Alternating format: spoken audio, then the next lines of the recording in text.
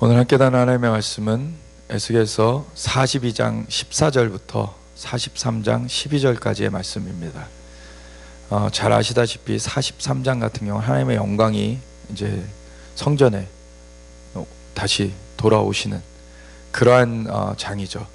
근데 42장 그 뒷부분부터 우리가 같이 보기를 원하는데, 우리가 하나님을 경외하라 라는 그 시리즈로 지금 말씀을 나누고 있습니다. 그런 가운데 오늘은 임하시는 영광의 하나님, 임하시는 영광의 하나님에 대해서 우리가 보기를 원합니다. 그래서 영광의 하나님께서 우리에게 임하시고자 하십니다. 우리에게 함께 하고자 하십니다. 그 주님 앞에는 그에 합당한 또 준비가 되어져야 돼요. 하나님은 너무나 원하시는데 우리의 죄가 그 주님과 우리 사이를 갈랐다고 하였습니다. 우리의 죄가 처리되어져야 될 뿐만 아니라 우리가 정말 죄라고 생각하지 않았던 것들 중에서도 하나님께 합당하지 않은 것들이 많이 있어요. 하나님은 거룩하신 분이시기 때문에 사실 하나님 앞에 우리가 경히 생각했던 것들, 하나님 앞에 그냥 스쳐 지나갔던 것들인데, 그런 것들이 하나님 앞에서는 굉장히 중요한 의미를 가지는 것들이 있어요. 하나님은 마음을 보시죠. 근데 그것이 행함으로 열매 맺지 않으면은 또 계수가 되지 않습니다. 마지막 때 계시록에 보면은 그 행실을 판단하신다고 되어 있어요. 행함으로 열매 맺는 믿음만이 참된 믿음이다, 산 믿음이다. 사실은 종교개혁이 있을 때에도 마틴 루터를 통해서 종교개혁을 하나님께서 이루실 때에도 그 마틴 루터도 온전하였던 게 아니죠.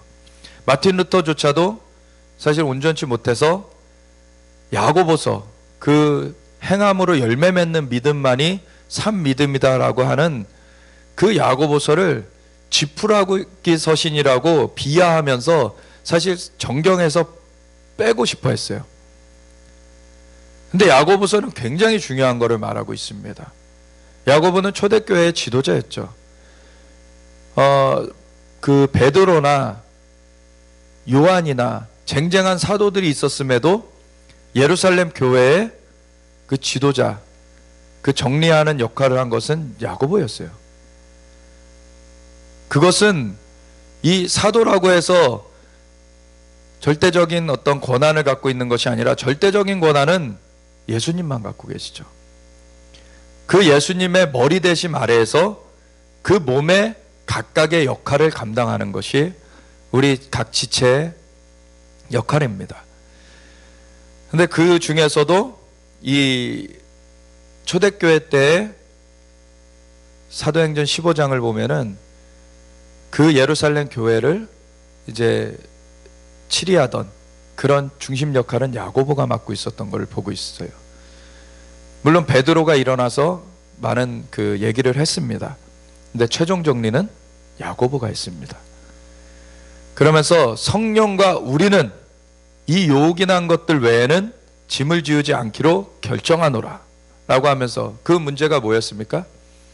할례를, 이방인들이 예수님을 믿어서 우리와 함께 하게 됐는데, 근데 그들에게도 그러면 할례를 받게 해야 되느냐, 그렇게 주장하는 사람들이 일어났기 때문에 그 문제가 공론화됐던 것이죠.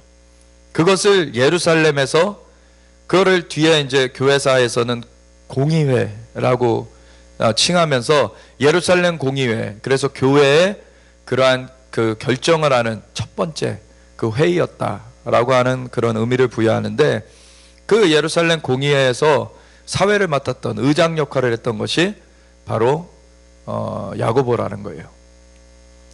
성령과 우리는 하면서 결정을 내립니다. 그는 사람의 결정이 아닌 거예요.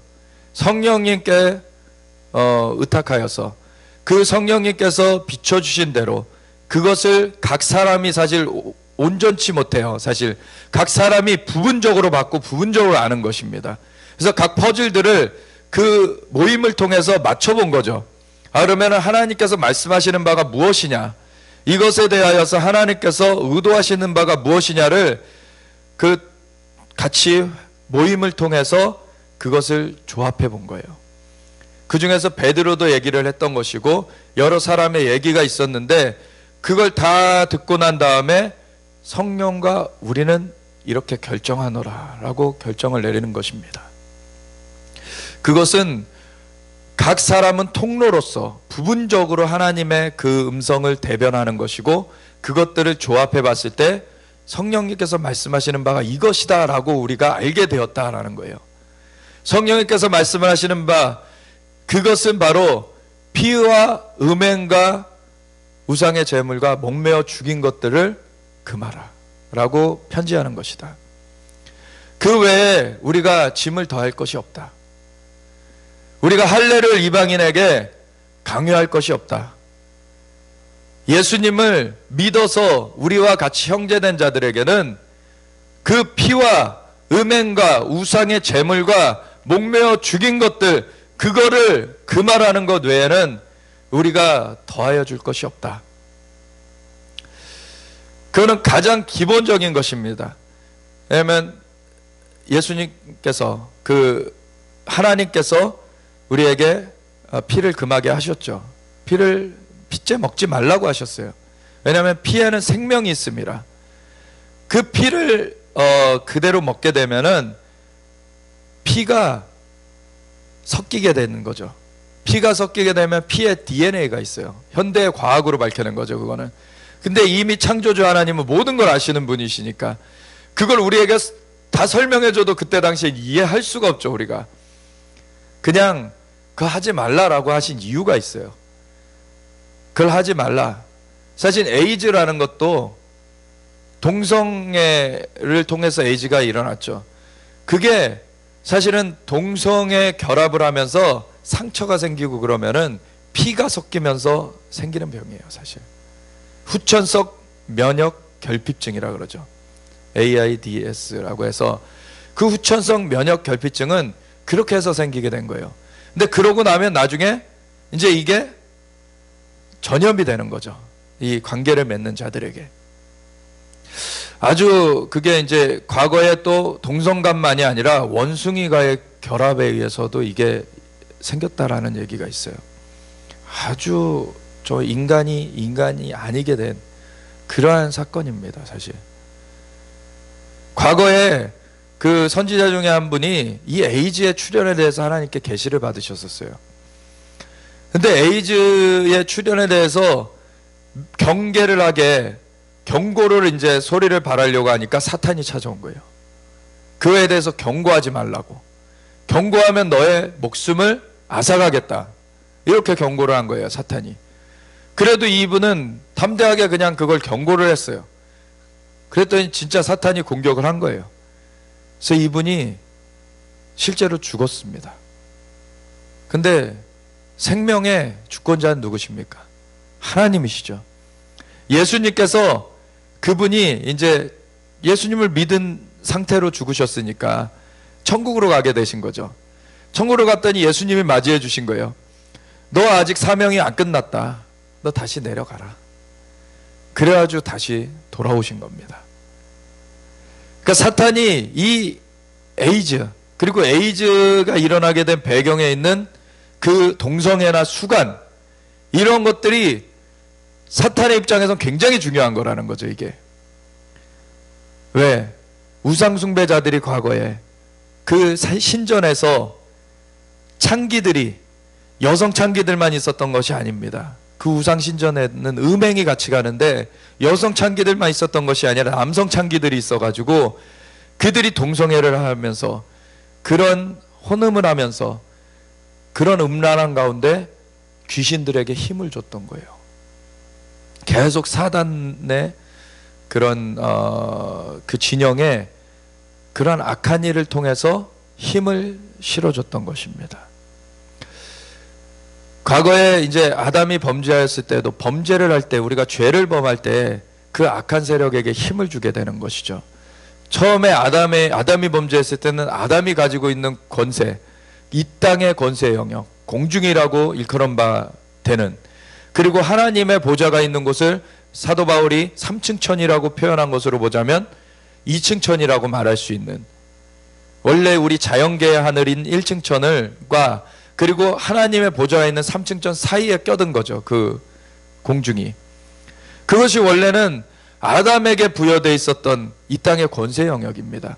그렇기 때문에 그것이 아담에게 부여되어 있었기 때문에 3층 천의 하나님께서 그 중간에 막힘이 없이 오셔서 아담과 교제하셨던 거예요. 근데 범죄했을 때 그 2층 천, 그 공중이 사탄에게 넘어가면서 막힘이 생겨버렸죠.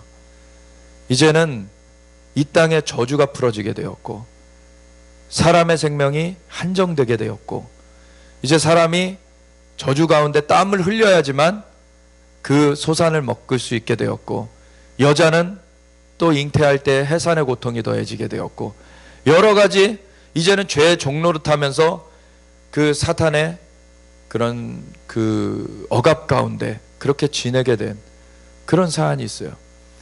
죄는 권위를 그 악한 자에게 부여해 주게 됩니다. 그 악한 자가 마음대로 유인할 수 있는 그 문을 열어주게 되는 거예요, 죄는. 그래서 치유 집회를 아무리 많이 가도 그 죄를 떨어내지 않으면은 다시 그것에 얽매여 가지고 오는 것입니다. 그래서 예수님께서도 말씀하셨죠. 귀신 든 사람에게서 귀신을 쫓아낼 줄지라도 그 집이 이제 비었고 청소가 되어졌지만, 소재가 되어졌지만 그 안에 채우는 것이 없으면은 이제는 다시 악한 7 귀신을 데리고 와서 거기 더 그 나중 형편이 이전 형편보다 더 나쁘게 된다고. 하나님 앞에 하나님을 순복함으로 하나님께서 하나님의 영으로서 그 안에 거하시도록 그렇게 들어가지 않으면은 다른 영이 와서 거하는 거예요, 그 가운데. 처음에 아담은 하나님의 영을 받은 자죠. 근데 하나님의 말씀대로 순종하지 않고 범죄했을 때, 거역하였을 때 그 하나님의 영은 떠나가시고 악한 영이 그 자를 유린할 수 있게 된 거죠. 오늘날에도 이것은 동일합니다. 우리가 하나님께 순복하지 않으면 악한 영이 마음대로 유린하는 거예요. 하나님께 순복할 때에만 우리가 하나님의 영으로 우리가 충만하여서 주님의 보호하심과 주님의 인도하심을 온전히 우리가 누리면서 나아갈 수가 있는 것입니다. 그래서 그 에이즈, 그 동성애, 그러한 악한 그 행음하는 것들, 그런 범죄하는 것들, 이런 것들은 악한 그 영들에게 힘을 실어주고 그들이 마음대로 하게끔 만들어주는 것입니다. 아담이 범죄한 이후에도 그 자녀를 낳았는데 첫 아이인 가인이 그 동생인 아벨을 쳐 죽여버리죠. 하나님께서 가인의 제사는 안 받으시고 아벨의 제사는 받으셨다 그랬어요. 그게 왜 그럴까요? 그냥 편애하시고 차별하시는 분이라서 그러시는 게 아니라 하나님의 법도대로 아벨은 그 소출을 하나님 앞에 정성껏 드렸던 것이고, 가인은 하나님께 드릴지언정, 하나님께서는 뭐라고 말씀하십니까? 사울에게 사무엘을 통해서 순종이 제사보다 낫다고. 제사 드리는 그 자체로 하나님께서 다 받으시는 것이 아니에요. 하나님께 순종한 제사를 받으십니다. 그리고 듣는 것이 순양의 기름보다 낫다고 하셨어요. 우리가 우리 멋대로 하나님께 해놓고서는 하나님 앞에 막 권리를 주장하려고 할 때가 있어요. 하나님, 제가 이렇게 하지 않았습니까? 제가 이렇게 많이 헌신하지 않았습니까? 누가 그거 하라고 했습니까? 하나님께서 말씀하시는 것을, 듣는 것을 순양의 기름보다 좋아하세요. 순종하는 것이 제사보다 낫다고 하세요. 그러니까 하나님 앞에 우리가 정말 하나님을 알게 힘써야 돼요. 우리에게 지혜와 계시형을 부어달라고 정말 기도를 계속 해야 돼요. 그래서 하나님을 알게 하시고 우리의 마음의 눈을 밝혀주셔서 하나님께서 부르신 부르심의 소망이 무엇인지, 그리고 성도들 안에서 기업의 영광의 풍성하심이 무엇인지, 그 능력의 크심을 따라 우리에게 베푸신 그 능력의 지극하심이 어떠하신지 우리를 알게 해달라는 그 기도를 해나가야 되는 거예요. 우리의 그 스스로는 사실 하나님을 알 수가 없습니다. 사람의 속에 있는 것을 사람의 영 외에는 알 수 없듯이 하나님의 속에 있는 것을 하나님의 영 외에는 알 수 없다고 고린도전서 2장에 나와 있죠. 하나님의 영을 힘입어야 돼요. 우리는 그분이 보혜사라고 예수님께서 소개해 주셨잖아요. 보혜사라는 것은 돕는 분이라는 거죠. 도와주시려고 오신다는 거예요. 그런데 왜 무슨 자기가 그렇게 잘나가지고 도와주시러 오신 하나님, 삼위일체 하나님 중에 한 분인 그분이 오셔서 우리를 도와주시려고 하는데 그걸 안 받습니까? 우리가 스스로 하나님 앞에 하나님을 알 수 있는 재량이 없어요. 우리한테는. 먼저는 우리한테 복음이 증거되면서 빛이 비춰졌죠. 예수님이 구세자주라는 것, 주님이시라는 것 우리가 알게 됐어요. 그래서 예수님을 영접하면, 진정으로 예수님을 구세주여 주님으로 영접하면 우리의 죄가 사함받고 성령님께서, 거룩한 영이신 그분께서 임하시게 됩니다. 그럼 그 다음부터는 우리 안에 거하시기 때문에 이제는 계속해서 우리 안에 거하시면서 우리를 도와주시길 위해서 우리한테 와 계신 거예요.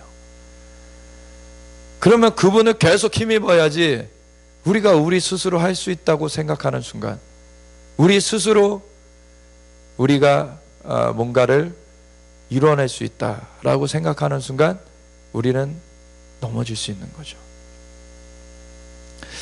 그래서 우리는 그 성령님의 음성에 귀 기울여야 됩니다.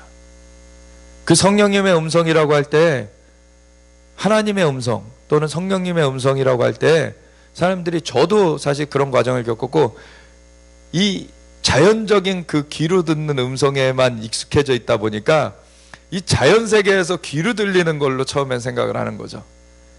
근데 성령님의 음성은 내면에서 들려지는 것이죠. 그 배에서 생수의 강이 넘쳐나리라.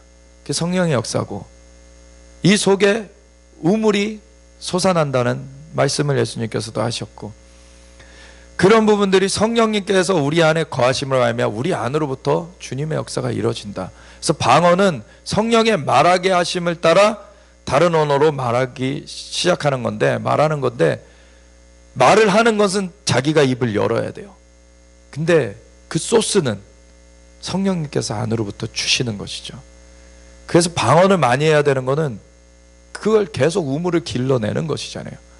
계속 그 물이 길러지면은 그것이 점점 콸콸콸콸 나오다 보면 이게 강이 넘쳐나는 그 역사로 가게 되는 것이죠. 우리 안에 통로가 활짝 열리게 되는, 그걸 우리는 사모해야 돼요. 정말 하나님의 영이 우리 안에 충만하게 역사하실 수 있도록, 우리가 완전히 내어진 바 될 수 있도록 우리는 그걸 사모해야 되는 것이죠. 주님께서는, 하나님께서는 임하시길 원하신다는 거예요. 먼저는 예수님을 알려주셔서 우리로 예수님을 구세주여 주님으로 영접하면 이제는 죄가 사함받은 상태로 성령님께서 임하실 수가 있게 되어서 성령님께서 임하셔서 우리 안에 거하시죠. 그럼 성령님의 인도하심을 따르다 보면 우리의 영은 이제 성령님으로 말미암아 거듭나게 되었는데, 새롭게 태어나게 되었는데, 아직 혼은 변화되어야 되는 상황이에요. 우리의 영혼 육, 데살로니가서에는 우리의 영과 혼과 육이 예수 그리스도의 날에 온전히 흠없게 보존되길 원한다 그러잖아요. 그러니까 성경에서는 영과 혼과 육이 있다는 것을 말씀해 주고 계세요. 그래서 우리의 영은 완전히 바뀌어졌지만 혼은 아직 사이에 껴있는 상태예요. 오히려 혼은 아직까지 그 자연적인 것에 더 익숙해요. 그래서 계속해서 혼이 돌이켜지는 과정이 필요해요. 이것을 성화의 과정이라고도 말하죠. 우리의 혼이 주님께 순복해가는 이 훈련이 계속되어져야 돼요. 그것이 되어져 가는 가운데 정말 그것에 인간으로서 할 수 있는 최고 단계까지 보여준 그 사람이 아브라함이죠. 자기 자신이 죽는 정도가 아니라 자기 자녀까지도 내어드리는 그런 순종의 자리까지 가게 된 게 아브라함이에요. 처음부터 그 단계로 간 게 아닙니다. 하나님께서 그 여정을 통해서 그 단계까지 인도해 내신 거예요. 그리고 그 단계까지 가니까 아브라함은 하나님께서 뭐라고 칭하십니까? 친구라고 칭하세요. 친구. 하나님께서 자신의 마음을 터놓았다는 거죠. 터놨다는 거예요. 이제 마음이 너랑 나랑은 통한다. 이제 너랑 나랑은 통한다. 진짜 우리가 그걸 사모해야 됩니다. 하나님과 우리가 마음이 통하기를 사모해야 돼요. 예수님께서도 제자들을 향하여서 내가 이제 다시는 너희를 종이라 칭하지 않고 벗이라 친구라 칭하겠노니 왜냐하면 아버지께서 내게 알려주신 것 너희에게 다 알게 하였다. 그 마음이 이제는 통하게 되었으니 너희는 종이 아니라 친구다. 우리가 이 과정을 사모하면서 가야 된다는 거예요. 처음 성령님께서 임하셨다고 다 된 것이 아닙니다. 이제 그것은 시작이에요. 이제 성령님께서 도와주시려고 오셨어요. 그러면 이제 그 도움을 받아서 우리의 혼을 정복해 가야 돼요. 정복해 가야 돼요. 약속의 땅을 그 여호수아를 필두로 해서 그 이스라엘 백성들이 들어가서 각 지파별로 그 정복할 땅을 그려오라. 그려오라 그래서 그것대로 그 지파당 그 지경을 정하고 나서 가서 그 지파들이 정복해 나갔어요. 그 중에서 정복을 다 하지 못한 지파들이 있었죠. 예루살렘 같은 경우에는 그 여호수아 시대에는 정복하지 못했어요. 나중에 다윗 시대에 가서 정복을 했죠. 우리 안에 이 마음의 영역들이 있습니다. 어떤 것들은 정말 이거는 순종하기가 너무 이제는 되는데 어떤 영역을 건들면은 아직도 움켜려지는 영역들이 있어요. 우리 안에. 그건 아직 내어지지 않은 영역인 거예요. 하나님 앞에. 그건 정복되어져야 되는 영역이에요. 하나님 앞에 예를 들어서 나의 자녀의 영역만큼은 하나님께서 막 건들지 않으셨으면 좋겠는, 어떻게 보면 어떤 사람은 나의 재물의 영역만큼은 건들지 않았으면 좋겠는, 그거 근데 하나님 앞에 다 정복되어져야만 되는 것입니다. 그것이 정복되어지지 않으면은 마지막 때에 그것이 올무가 돼서 올라가지 못해요. 공중에서 주를 베어야 되는데 우리가 아까 처음에 말씀드렸다시피 공중이라는 것은 이 땅의 권세 영역, 이층천을 말하는 단어이기도 합니다. 이게 같이 연계가 되어 있어요. 우리 안에도 이층천이 있어요. 우리 안에도 정복되어져야 되는, 그게 우리 안에는 혼의 영역이죠. 이 영역이 정복되어야 돼요. 근데 이 세계 가운데서도 이층천이 있어요. 그는 마귀가 지금 공중의 권세를 잡고서 다니는 그 영역이에요. 그걸 우리가 깨트릴 수 있어야 돼요. 우리 안에 이층천이 정복되지 않으면 그 이층천을 정복할 수가 없는 거죠. 그럼 어떻게 됩니까? 나중에 공중에서 우리가 주를 베어야 되는데 거기에 우리가 걸려 있는 거예요. 우리가 주님께서 정말 온전하게 임하시길 원하십니다. 그래서 우리 안에 이 주님 안에 이 영역들을 주님 앞에 내어놓으면서 나아갈수록 주님께서 거하시는 거예요. 그리고 우리 교회를 주님께서 방문하시길 원하시고, 방문 정도가 아니라 사실 거하시길 원하시는 거죠. 오늘의 얘기를 보면은 성전에 주님께서 다시 오셔서 영원히 머물쳐서 이스라엘 백성들 가운데서 내가 영원히 머물 곳이다, 이런 얘기를 하세요. 그래서 에스겔서 48장의 마지막에 보면은 여호와 삼마라는 말이 나와요. 여호와께서 거기 계시다 라는 뜻이죠. 여호와 삼마. 우리의 속사람이 여호와 삼마가 되길 원합니다. 주님께서는 번개가 동편에서 나서 서편까지 번쩍임 같이 그렇게 공개적으로 임하실 거예요. 다시 오실 때에는 초림처럼 그렇게 은밀하게 오지 않으십니다. 공개적으로 임하세요. 그렇기 때문에 너희는 그리스도가 여기 임하였다 저기 임하였다 해도 속지 말라.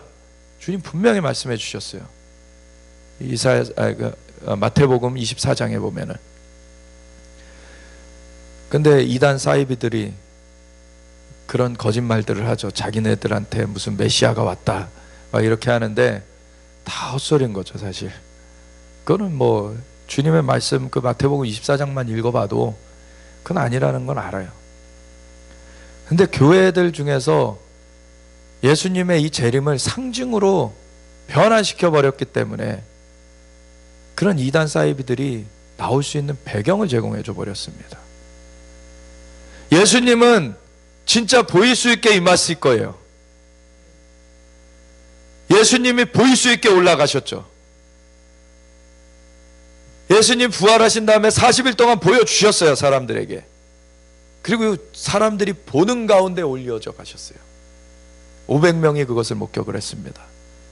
그리고 그때 하늘을 올려다보고 있던 그 사람들에게 천사 둘이 나타나 가지고 너희는 어찌하여 하늘을 우러러보고 있느냐. 하늘로 올리우심을 본 예수는 올리우심을 본 그대로 다시 오시리라. 아멘. 스가랴서 14장 4절에는 그날에 그의 발이 예루살렘 동편 감람산에 서실 것이요. 예수님께서 먼저 공중으로 먼저 보일 수 있게 임하시고 그 다음에 예수님께서는 그곳에서는 혼인잔치를 먼저 치르시면서 이 땅에는 대접을 쏟아부어 내셔서 이 땅을 망하게 하는 자들을 멸하시고 그래서 혼인잔치 그리고 대접제약 이것을 이루시고서는 그러고서 내려오시죠. 그래서 감람산에 발을 디디십니다. 그래서 온 열방을 예루살렘으로부터 통치하세요. 그분은 실제로 다시 오십니다. 그 거하실 초소가 예비되어지는 그 얘기를 하는 게 이 에스겔서 40장부터의 이 얘기예요. 지난번에 봤듯이 에스겔서 38장 39장은 그 성전이 세워지기 전에 있을 그 중동전쟁에 대해서 말하고 있죠. 근데 중동전쟁 가운데 우리가 39장을 보면서 철저하신 하나님에 대해서 하나님 앞에 나온 자들 하나님께 의탁된 자들은 하나님께서 철저하게 보호해 주세요. 철저하게 그 사랑으로 돌봐주십니다. 근데 하나님을 거역한 자들은 철저하게 진멸해 버리십니다. 하나님 철저하신 분이세요. 예수님 다시 오실 때 철저한 심판이 이루어집니다. 근데 그 전에 우리 가운데 먼저 임하셔서 거하시면서 우리를 그 예수 그리스도의 날에 그 주님 다시 오시는 날에 진짜 기쁨으로 주님을 바라보면서 주님을 맞이하면서 그 혼인잔치에 들어갈 수 있도록 우리를 붙들어 주시기 원하세요. 우리를 그렇게 준비시켜 주시기 원하십니다. 그 슬기로운 다섯 처녀가 기름을 준비한다고 했을 때 우리 내면에 이 정복되지 않은 영역들 그걸 빨리 정복되게 하나님 앞에 나아가야 돼요. 그 기름이 준비되어 있는 자들만이 주님 앞에 기쁨으로 그 혼인잔치에 들어가게 될 것입니다. 그것을 또 다른 표현으로는 예복을 준비한다라는 표현을 쓰시죠. 이사야서 61장에 보면 주님의 하나님의 기름 부음에 대해서 말씀하시면서 마무리를 어떻게 하십니까?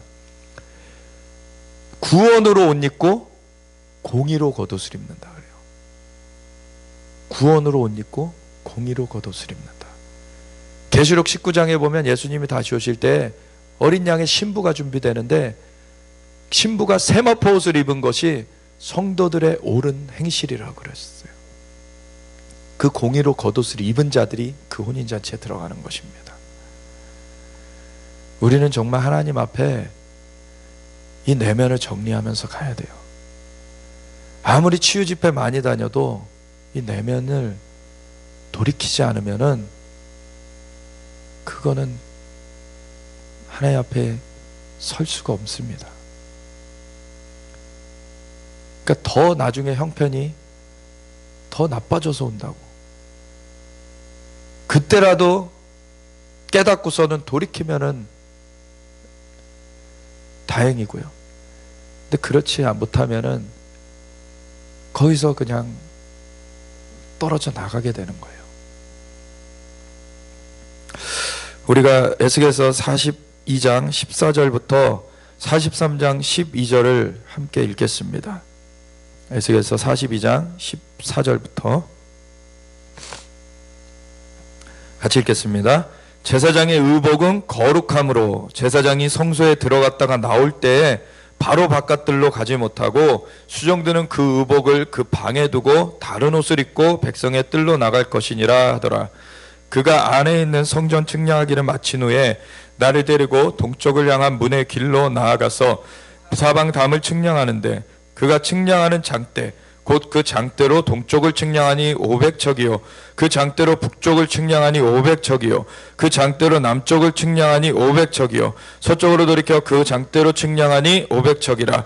그가 이같이 그 사방을 측량하니 그 사방 담 안 마당의 길이가 500척이며 너비가 500척이라. 그 담은 거룩한 것과 속된 것을 구별하는 것이더라. 그 후에 그가 나를 데리고 문에 이르니 곧 동쪽을 향한 문이라. 이스라엘 하나님의 영광이 동쪽에서부터 오는데 하나님의 음성이 많은 물소리 같고 땅은 그 영광으로 말미암아 빛나니 그 모양이 내가 본 환상 곧 전에 성읍을 멸하러 올 때 보던 환상 같고 그 발 강가에서 보던 환상과도 같기로 내가 곧 얼굴을 땅에 대고 엎드렸더니 여호와의 영광이 동문을 통하여 성전으로 들어가고 영이 나를 들어 데리고 안뜰에 들어가시기로 내가 보니 여호와의 영광이 성전에 가득하더라. 성전에서 내게 하는 말을 내가 듣고 있을 때 어떤 사람이 내 곁에 서 있더라. 그가 내게 이르시되 인자야 이는 내 보좌의 처소 내 발을 두는 처소 내가 이스라엘 족속 가운데 영원히 있을 곳이라. 이스라엘 족속 곧 그들과 그들의 왕들이 음행하며 그 죽은 왕들의 시체로 다시는 내 거룩한 이름을 더럽히지 아니하리라. 그들이 그 문지방을 내 문지방 곁에 두며 그 문설주를 내 문설주 곁에 두어서 그들과 나 사이에 겨우 한 담이 막히게 하였고 또 그 행하는 가증한 일로 내 거룩한 이름을 더럽혔으므로 내가 노하여 멸망시켰거니와 이제는 그들이 그 음란과 그 왕들의 시체를 내게서 멀리 제거하여 버려야 할 것이라. 그리하면 내가 그들 가운데 영원히 살리라. 인자야 너는 이 성전을 이스라엘 족속에게 보여서 그들이 자기의 죄악을 부끄러워하고 그 형상을 측량하게 하라. 만일 그들이 자기들이 행한 모든 일을 부끄러워하거든 너는 이 성전의 제도와 구조와 그 출입하는 곳과 그 모든 형상을 보이며 또 그 모든 규례와 그 모든 법도와 그 모든 율례를 알게 하고 그 목전에 그것을 써서 그들로 그 모든 법도와 그 모든 규례를 지켜 행하게 하라. 성전의 법은 이러하니라. 산꼭대기 지점의 주인은 지극히 거룩하니라. 성전의 법은 이러하니라. 아멘. 하나님 이 말씀을 우리 가운데 새겨주시옵소서. 하나님 주님을 경외하며 정말 온전히 주님 앞에 두렵고 떨림으로 주님 구원을 이뤄가는 하나님의 백성으로서 온전하게 주님을 의뢰하게 하여 주시옵소서. 오직 주님만 의탁하며 오직 주님께서 우리의 모든 그 영역을 주님께서 취하시도록 우리가 다 내어드리기 원합니다. 주님이 영광 받으시고 우리를 주관하여 주시옵소서. 감사하며 예수 그리스도의 주와 하시는 이름으로 기도드렸습니다. 아멘. 우리가 읽은 마지막 부분을 보시면은 11, 12절에 만일 그들이 자기들이 행한 모든 일을 부끄러워하거든 너는 이 성전의 제도와 구조와 그 출입하는 곳과 그 모든 형상을 보이며 또 그 모든 규례와 그 모든 법도와 그 모든 율례를 알게 하고 그 목전에 그것을 써서 그들로 그 모든 법도와 그 모든 규례를 지켜 행하게 하라.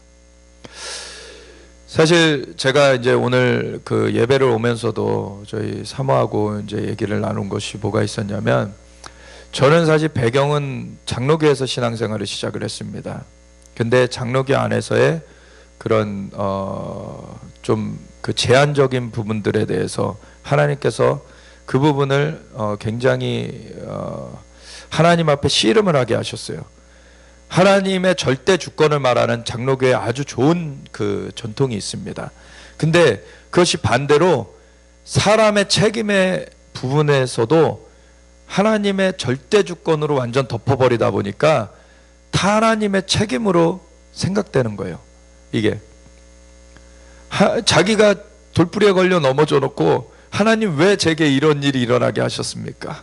이런 식이죠. 하나님께서 모든 걸 주관하신다 이렇게 얘기를 하다 보니까. 근데 알메니안 그 감리교 쪽에서는 요한 웨슬레의 그런 그 영역에서 보면은 인간의 자유의지를 강조하죠. 그래서 하나님께서 주권으로 역사하시더라도 인간의 자유의지를 부여해 주셔서 그거를 선택하도록 만드셨다. 그 부분에 대해서 알게 하셨죠. 사실은 순서를 보면 이제 장로교가 먼저 일어났어요. 그 종교 개혁의 역사를 보면 장로교가 일어날 때 하나님께서 그 믿음으로 구원을 얻는다는 것을 회복시켜 주시면서 5가지 기둥을 주셨어요. 그때 솔라 시리즈죠. 솔라 시리즈. 하나님의 영광을 위한다. 오직 하나님의 영광을 위하여. 오직 그리고 성경, 오직 믿음. 이런 5가지 기둥을 주셨어요. 굉장히 중요한 겁니다. 근데 하나님께서 말씀하시는 바가 그것만이 다가 아닌 거죠. 그거는 분명히 하나님께서 말씀해 주신 바예요. 그건 중요한 겁니다. 그래서 교단들이 사실 세워질 때는 하나님께서 처음에는 교단을 세우라고 주신 건 아니죠. 진리의 회복을 주신 거예요. 진리의 회복.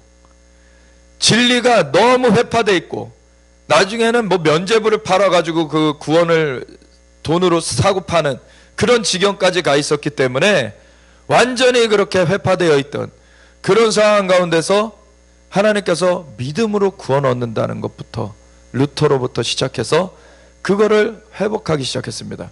물론 제가 주중에 기도인도 할 때 또 나눴었지만 원래 그 기독교의 원형, 교회의 원형은 그 로마의 그런 교회 제도가 아니죠. 사실 예루살렘에서 있었죠. 예루살렘이 교회의 원형입니다. 초대교회.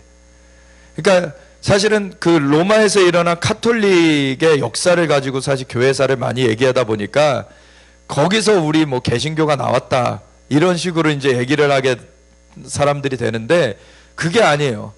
카톨릭은 원래 그 원형에서 벗어난 것이었어요. 그 중에서도 돌이킨 사람들이 있었던 것이지 원래 원형은 예루살렘에서 계속 있어 왔습니다.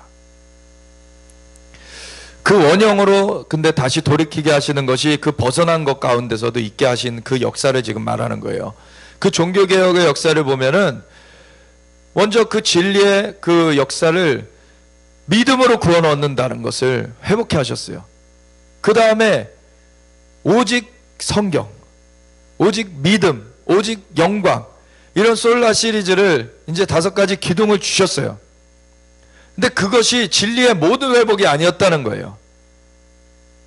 그런 다음에 나중에 감리교를 통해서 인간에게는 자유의지가 부여되어 있고 그걸로 하나님께서 그 사람마다 그 책임을 지게 하신다는 것을 이 감리교를 통해서 회복되게 된 거예요. 감리교는 나중에 붙여진 거고 이제 그 요한 웨슬레 이런 하나님의 사람들을 통해서 그러한 진리가 회복되게 하신 것이죠. 나중에 침례교가 일어날 때에는 침례의 그 진리가 회복되게 하셨어요. 그래서 이것이 서로 상충되는 것이 아니라 어느 한 기둥들을 하나님께서 진리의 기둥들을 회복하도록 그런 그 시대의 흐름들을 주셨던 것입니다. 그것이 다 사실은 필요한 거예요. 그런 것들을 다 주셨는데 제가 오면서 이 얘기 나눴던 것은 뭐냐면은 오늘날의 은사주의라 그러죠.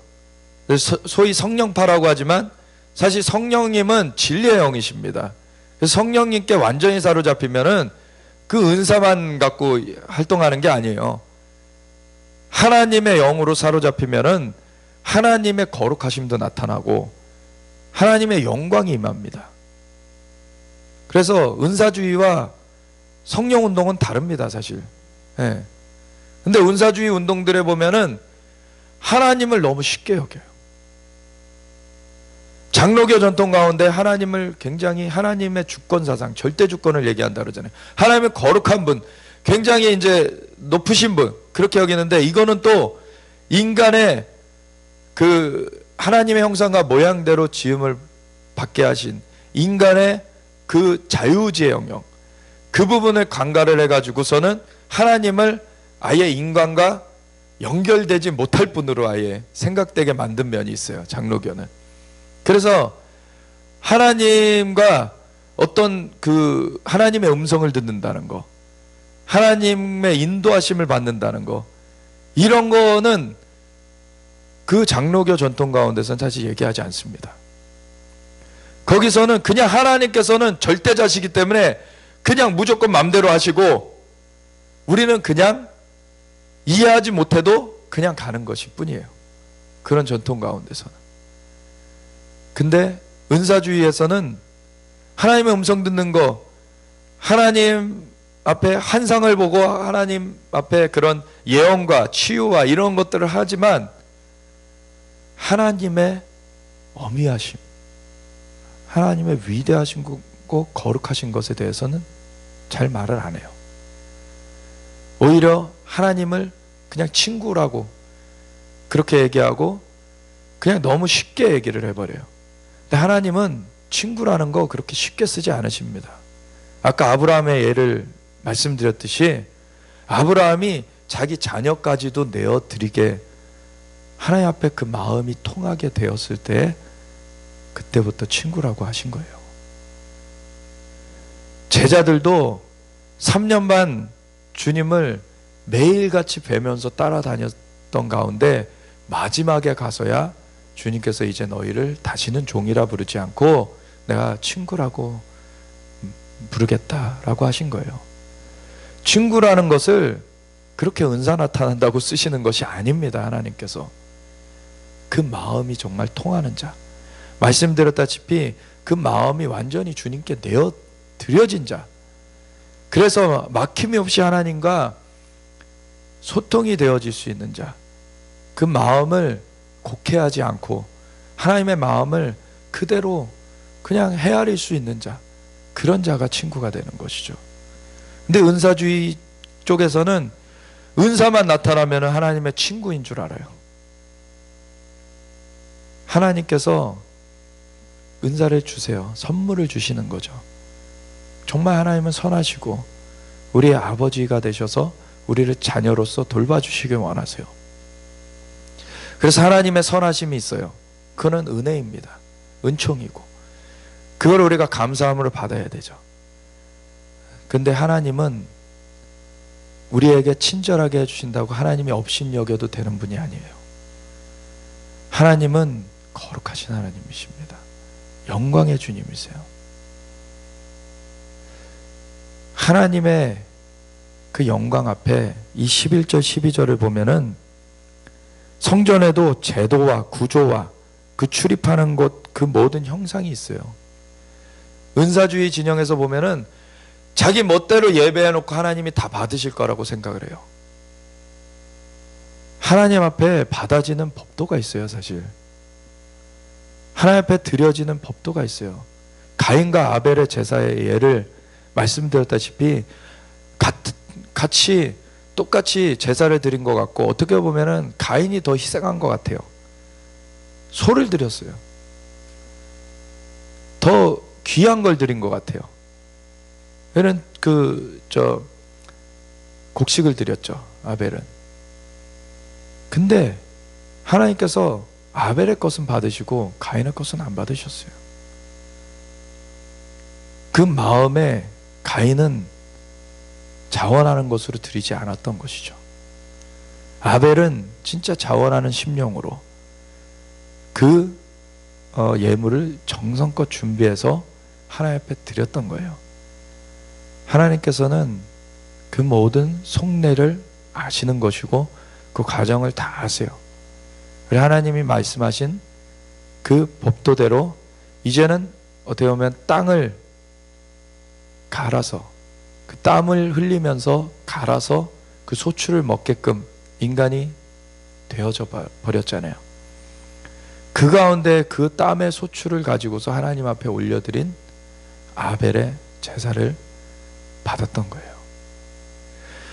하나님 앞에 이런 제도와 구조와 그런 형상들이 있습니다. 하나님께서 지정하신. 그리고 그 모든 규례와 모든 법도와 그 모든 율례를 알게 하신다. 그 목전에 그것을 써서 그들로 그 모든 법도와 그 모든 규례를 지켜 행하게 하라. 하나님의 전에 출입할 때에는 이 모든 율례와 규례대로 해야 돼요. 우리가 마음대로 갈 수 있는 것이 아닙니다. 사실 하나님이 주권자세요.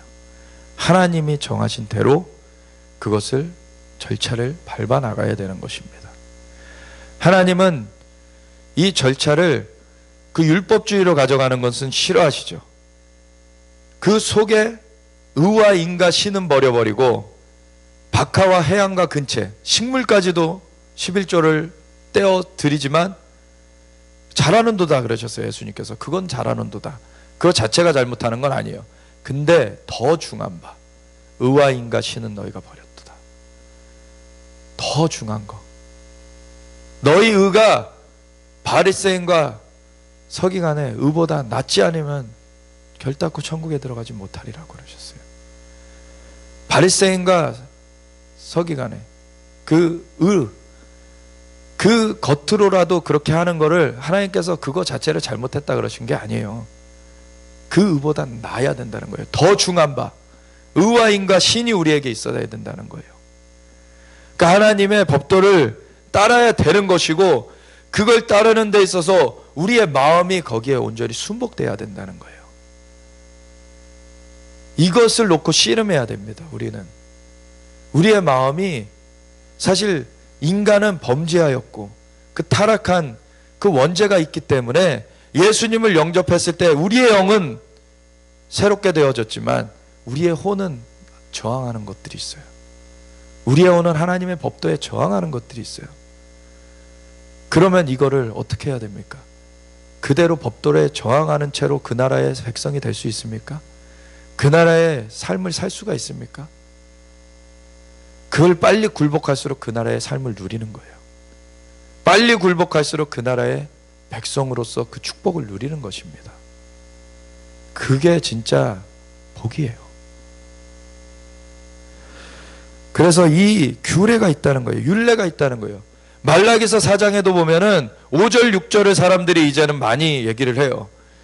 내가 선지 엘리야를 보내리니 저거 와서 아버지의 마음을 자녀에게로 돌이키게 하고 자녀들의 마음을 아버지들에게로 돌이키게 하리라. 그렇지 아니하면 두렵건대 저주로 그 땅을 칠까 하노라. 그래서 저주로 그 땅을 치는 그런 일이 없게 이 화해가 이루어져야 된다. 그것은 궁극적으로는 하나님과의 그 관계이고, 그리고 세대 간에도 그런 것들이 이루어져야 된다. 중요한 얘기예요. 맞는 얘기예요. 근데 그보다 또 그 앞서 나오는 더 중요한 토대를 제공해주는 4장 4절을 얘기를 안 한다는 것은 문제가 있는 거예요. 사실 4장 4절은 너에게 모세를 통하여 준 법도, 그 율례와 법도를 기억하라라고 하세요. 말일에 대해서 얘기하고 계세요. 그 말라기 4장을 보면은 말일에, 끝날에, 그 말일에 대해서 얘기하시면서 그것은 구약에 대한 얘기로 치부해버릴 수 없다는 얘기예요.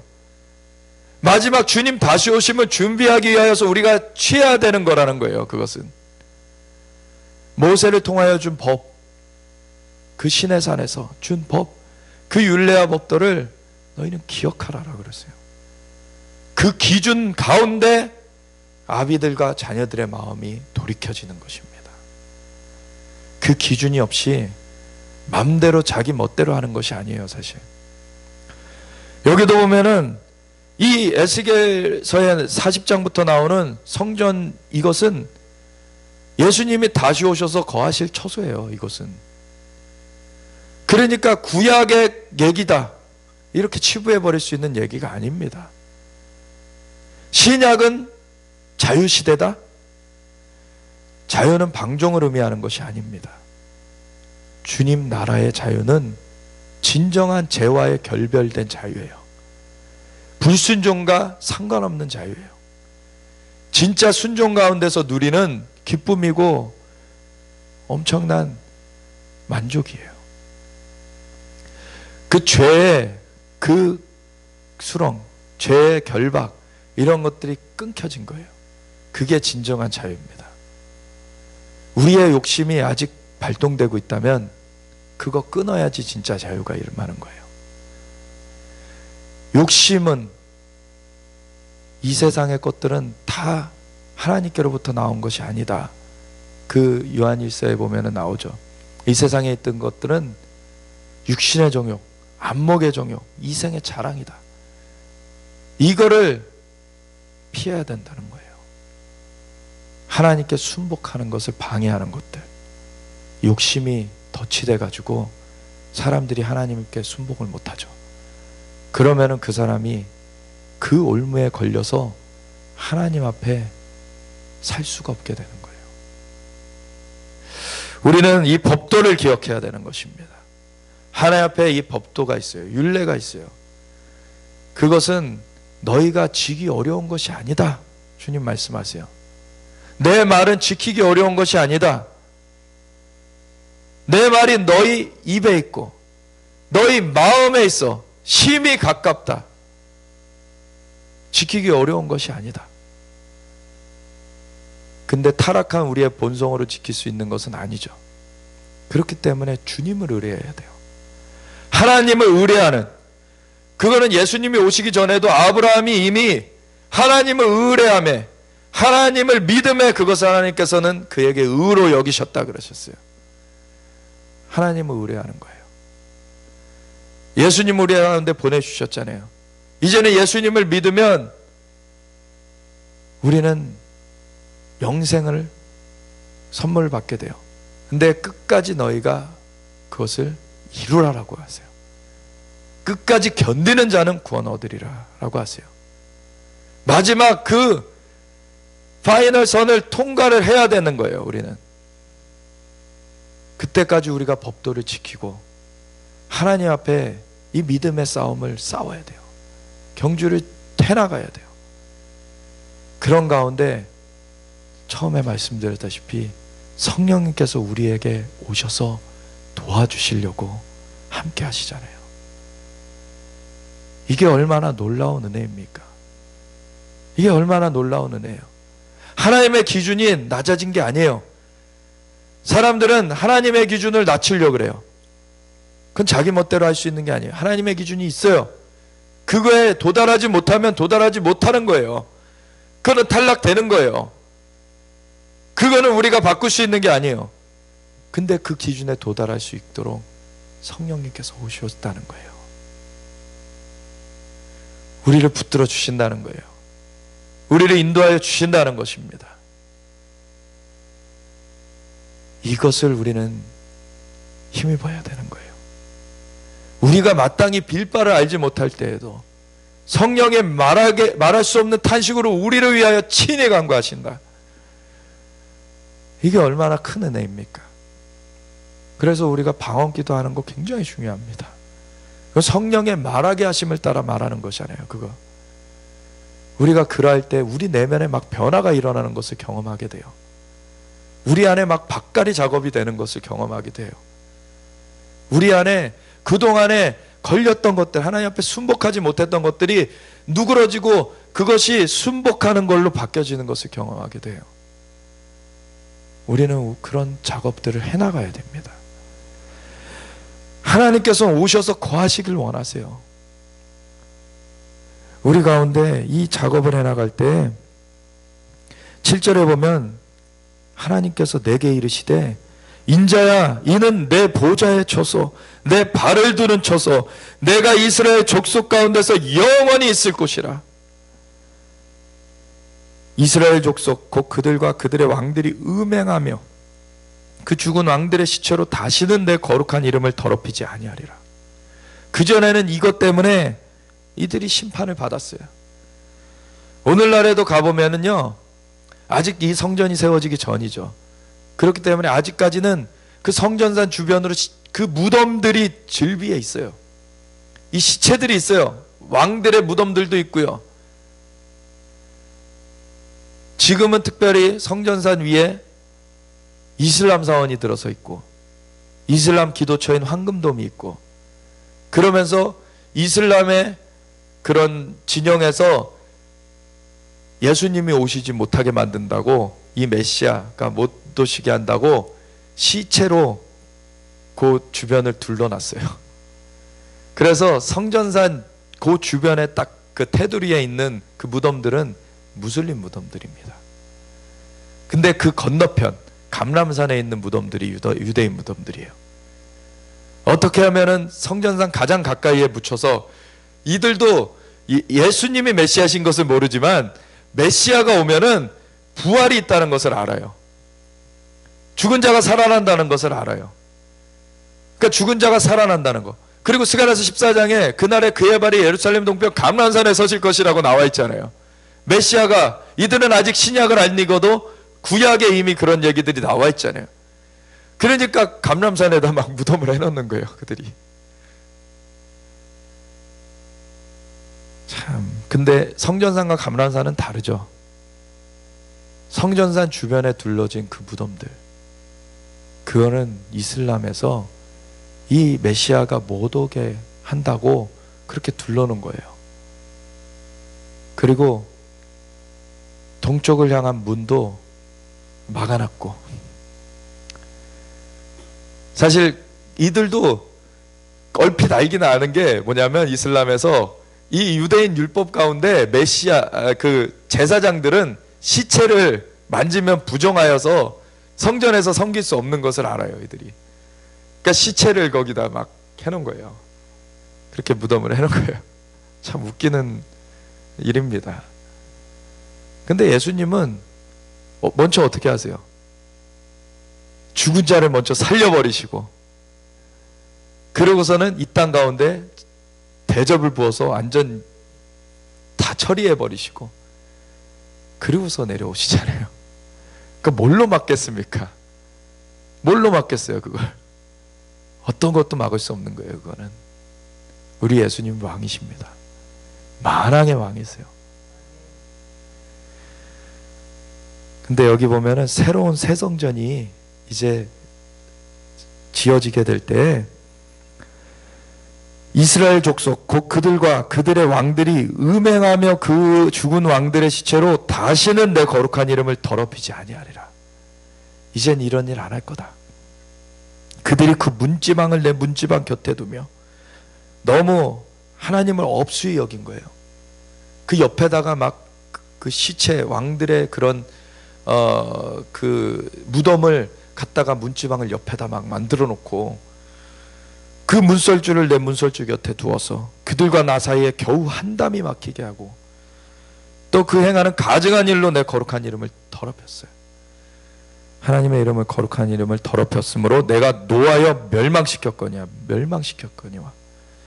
이제는 그들이 그 음란과 그 왕들의 시체를 내게서 멀리 제거하여 버려야 할 것이니라.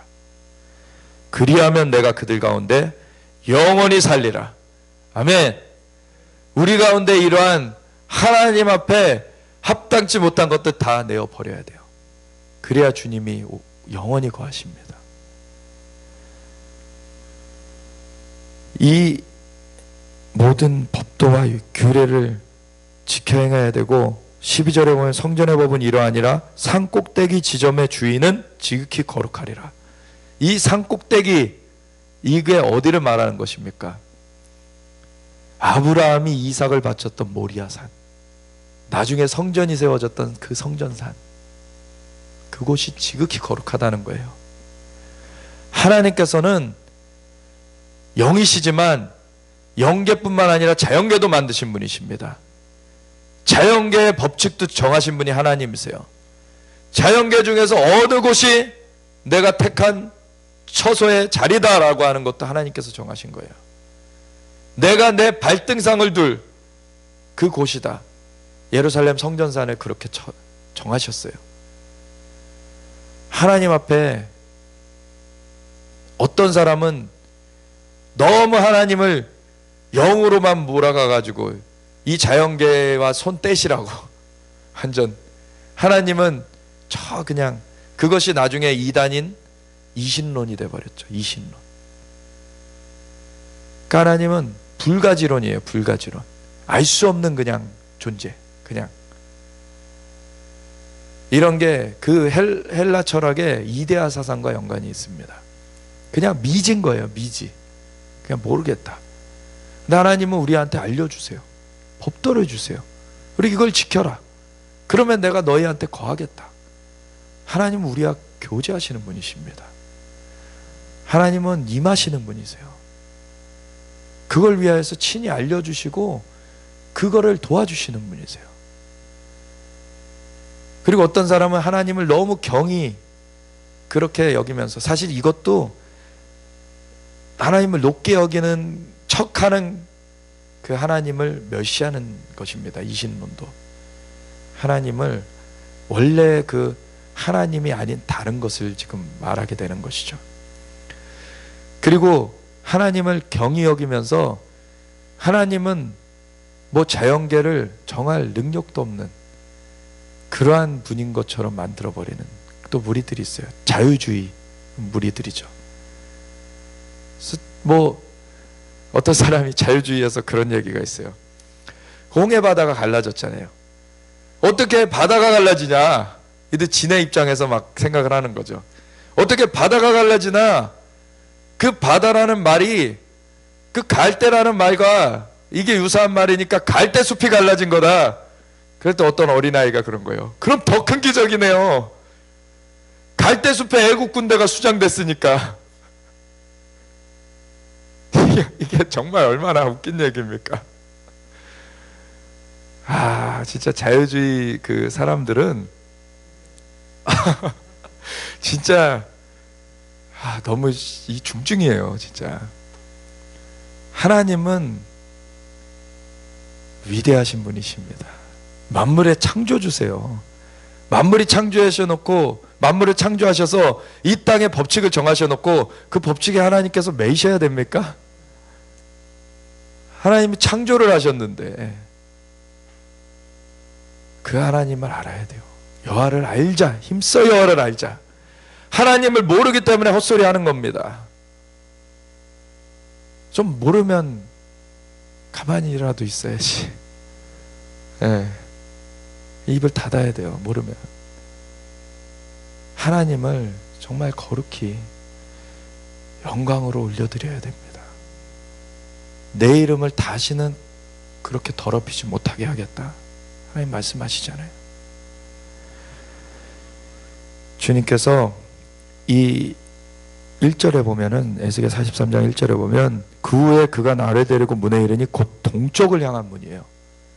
성전은 동쪽을 향해 짓게 만드셨어요.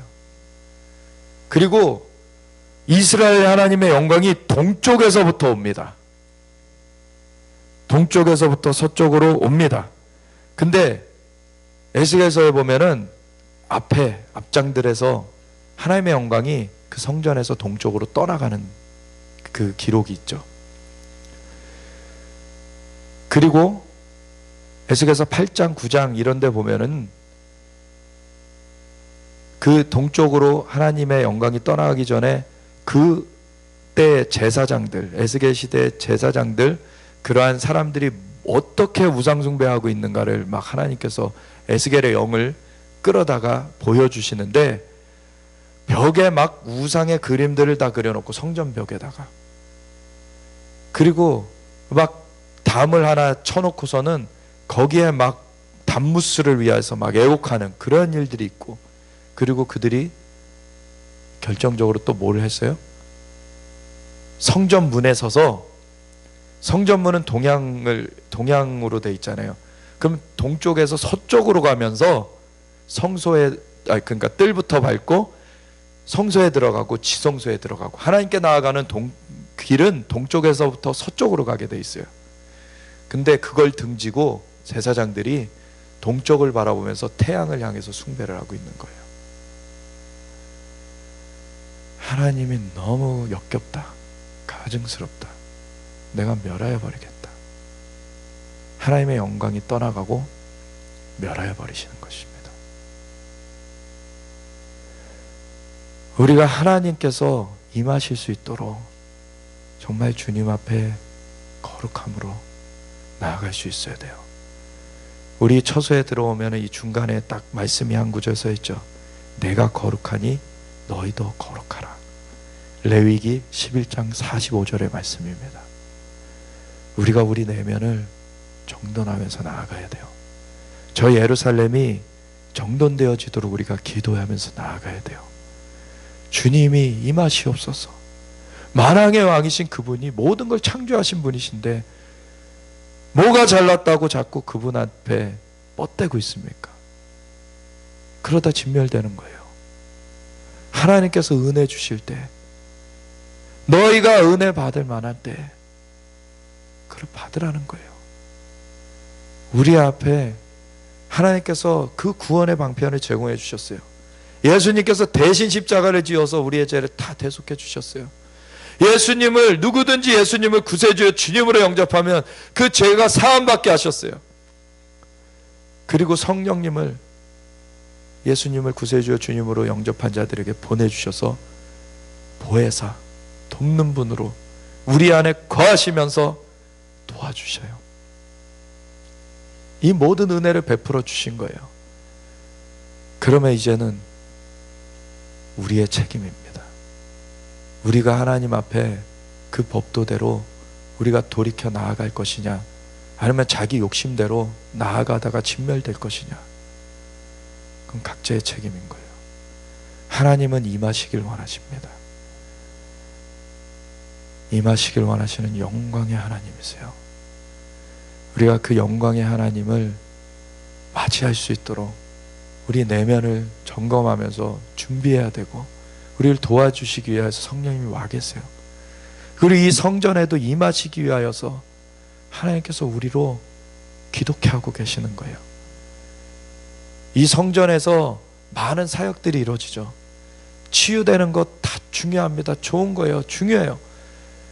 치유되는 걸 넘어서 근데 우리의 궁극적 목적지는 뭐예요? 주님께서 이곳에 임하시도록, 이곳에 주님께서 거하실 수 있도록 우리가 나아가는 거예요.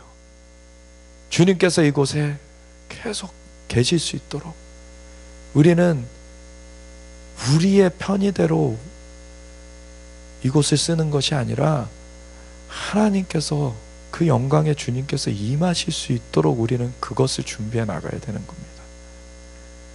우리의 내면도 이 처소도 우리가 주님, 우리에게 그 율례와 법도를 더 깨우치게 하여 주셨고, 하나님 그것을 도와주시려고 우리가 성령을 주셨는데 우리가 온전히 성령님께 사로잡히게 하여 주시옵소서. 우리에게 지혜와 계시형을 부어주시고 하나님의 일곱 영으로 사로잡아 주시옵소서. 여호와의 신, 지혜와 청명의 신, 모략과 재능의 신, 지식과 여호와를 경외하는 신, 여호와의 일곱 영으로 우리가 사로잡히길 원합니다. 우리의 마음 가운데 한 켠도 남김없이 주님께 다 내어드려지길 원합니다. 주님께서 완전히 장악하시는 우리의 삶이 되어지길 원합니다. 우리가 연약하지만, 우리가 마땅히 빌 바를 알지 못할 때에도 성령이 말할 수 없는 탄식으로 우리를 위해서 친히 간구하신다고 하셨습니다. 오직 주님을 의뢰합니다. 우리를 붙잡아 주시고 인도하여 주시옵소서. 우리 함께 기도하며 나아가겠습니다. 주여 라바스카야라바시 예레비레레가스카야라바시 예레비레레가시 아버지여 여러바스 여러베레가스카 여러바시 여러베레가시 아여러베레가스카 여러바시 여러베레가시 아여러베레가스카 여러바시 여러베레가시 아여러베레가스카 여러바시 여러베레가시 아여러베레가스카 여러바시 여러베레가시 여러베레가시 아바여러베레가스 여러베레가시 오 주여, 우리 마음 가운데 주님 스카 여러바시 주님과 그 여러바시 여러베레가시 합하지 못하는 것들이 있다면 아버지 비춰주시고 내어버리게 하소서. 여러분 그 영역이 주님께 정복되게 하시옵소서. 여러분 주님의 율례와 규례를 알게 하시고 법도를 알게 하시고 그 법도대로 돌이켜서 주님의 임하심을 온전히 아버지 받아들이게 하소서. 이 처소 가운데에도 아버지 주님께 맞지 않는 것들이 있다면 다 제하여 버리게 하시고 주님께서 임하여 계실 수 있도록, 주님께서 거하실 수 있도록, 주님의 처소로 온전하게 예스카야라바스에 취하실 수 있도록 아버지 이것을 올려드리기 원합니다. 여러분